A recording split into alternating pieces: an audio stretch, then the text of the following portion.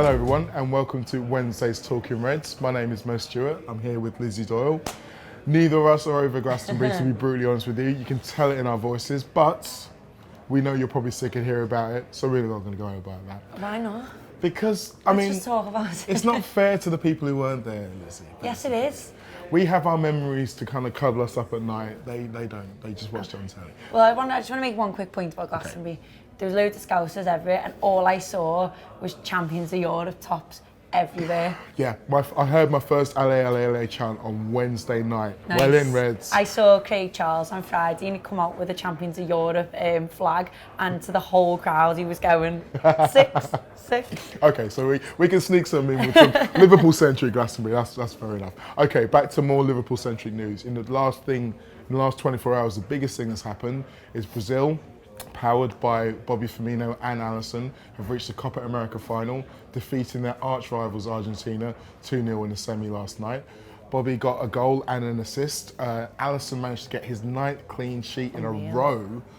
If you think back to the game against Newcastle, that was the last time he conceded a goal. So, two great performances from two of our best players. It's only a good thing, right? Oh, it's amazing. And the thing is, we always slag off, the majority of us slag off international football because we're so precious about our players, but this means a lot to them, and it's really good to see them playing good football, but you know, they're absolutely smashing it, and the high that must be taking them on, but also keeping the match fitness up as well. And I saw that stat about Alisson that, you know, since Barcelona, since the 4-0, that he's just kept clean sheets. He's kept clean sheets throughout the whole competition. Yeah.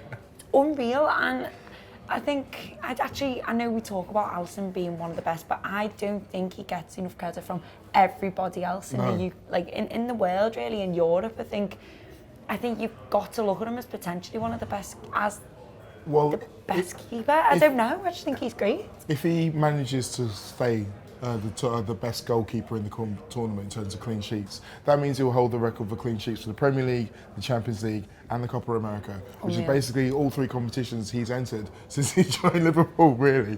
And no one's ever done that before. And you're right, people don't really outside of Liverpool give him the respect he deserves. I also think in terms of the wear and tear argument, he's quite durable. So as a goalkeeper, it's less of a problem. With Bobby, obviously getting to the final means that his pre-season is going to be waylaid. We are getting into a situation where it's going to start to affect him early on in the season. So are you confident that we're going to have enough within our squad to cover if he takes a little bit longer to get back to full fitness? I want to say yeah. I think obviously it doesn't, as you clearly will know if you listen to the Anfield draft, it doesn't seem like we're going to sign many people. So I think if Bobby's going to be delayed in terms of his pre-season, and even I don't know whether it leaks into the start of the season, I think you'll probably see maybe Mane through the middle. I think being the Bobby Firmino, because he's our best Bobby Firmino replacement, isn't he? I think when he's through the middle, and so I think you'll probably see Mane there. And I wouldn't surprise me if you see Oxlade-Chamberlain, especially if he gets, you know, he'll have had a fair few minutes under his belt by the time the start of the season comes around. He'll have had all of pre-season, all the English pre-seasons, probably he'll play probably a lot in America, and he'll be itching to get on that pitch as well. So I think if Bobby is delayed, I think we'll be okay. I do think our best bet is, like I say, Mane through the middle, and then to make up the space elsewhere, whether you put Divock on the left or, like I said, I do think you should give a chance to Oxlade-Chamberlain. Now, obviously, Mane and Salah are also still currently playing their own tournament. Forgot about that. And are still in it. They both get through to the quarterfinals. So there's a chance that we might have issues with them as well. The interesting thing for me would be to see whether or not Klopp uses pre-season as an opportunity to maybe play with the formation and maybe look at who he's got, who he's likely to have, and see what he can do from there, because the likes of Oxlade-Chamberlain can be a bit more adaptable. We might see something, those pre-season games might become really, really interesting. Speaking of pre-season, see what I did there? It has been announced today, a really big breakthrough move. The Liverpool women's team will be joining the men on the US tour this summer. They'll be playing 2 games out there, one against Cleveland Ambassadors in Notre Dame, as they call it out there, and another game against New York Athletic in Boston. And it's fantastic news, isn't it, Lizzie? I think obviously women's sport and women's football in particular has been taking a massive upswing in this country recently.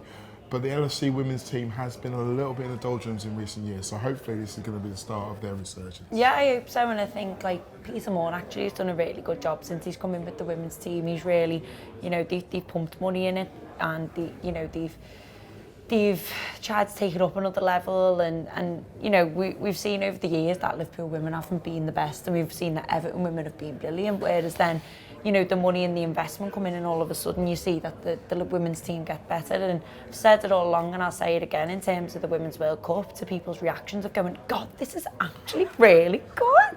It's good football. It's like, well, that's what you do when you pay money into it. That's what you do when you treat them like men. That's what you do when you treat them like athletes, like they should be treated. There's a reason just quickly on the World Cup, there's a reason that the USA team are as good as they are. It's because they're treated at the top level.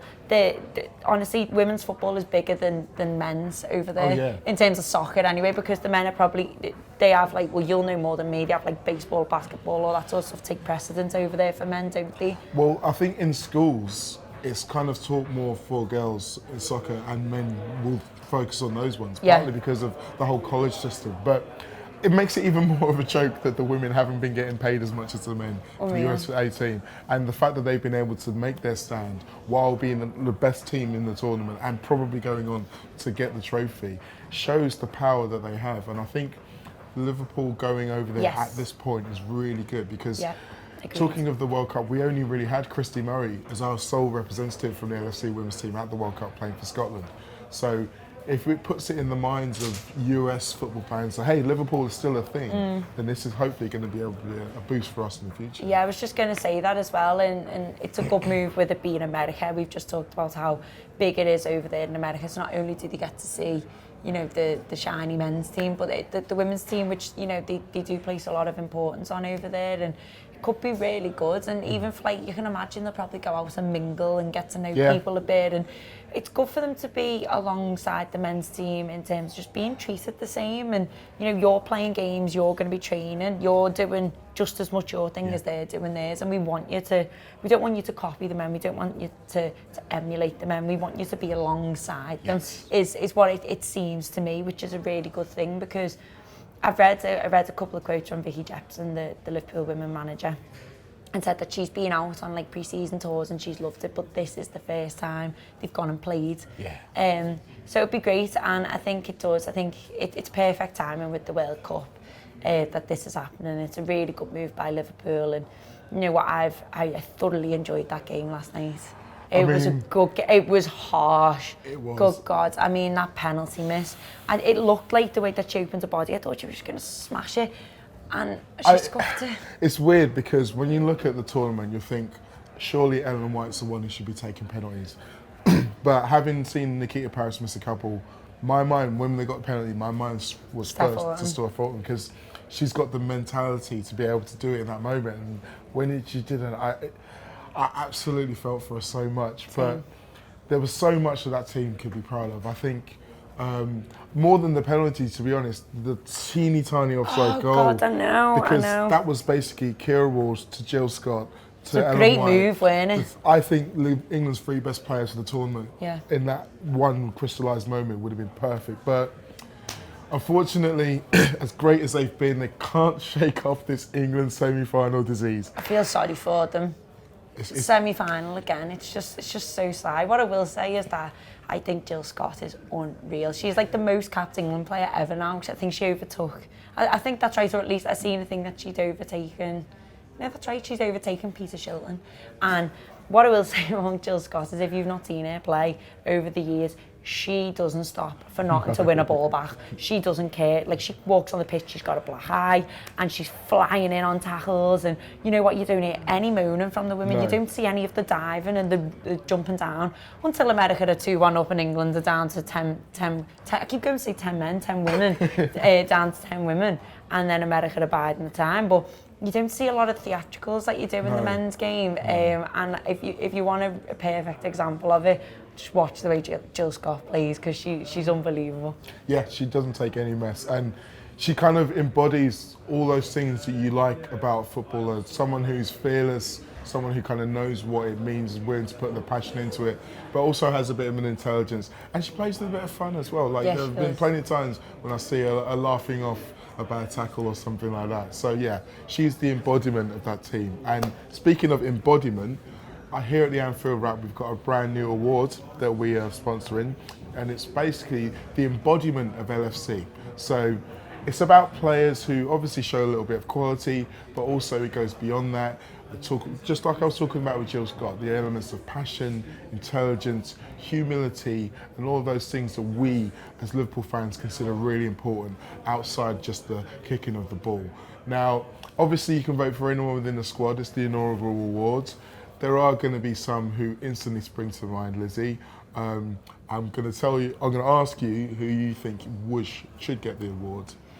So I have two. I think me and you both agree on one, and it's really hard because I was absolutely going to make a case for the same fella as you, but for content purposes I'm going to go with the other fella. But my first one obviously is Andy Robertson for reasons you'll go on to explain, I think. My second, and it's not just because I adore the man, but it's probably the reason why I actually adore the man. I'm going with Virgil van Dijk, and I think with Robertson, why he comes to mind first is because of all the stuff he's done outside of the football pitch. Now that's a really big thing for me. You know, I love this city, I'm from this city, and I love anyone who loves this city as well, and I can see that through and through with Andy Robertson. But what I will say about Virgil is that, I'm talking about Liverpool FC, this fella's come in and he's took the team to the next level.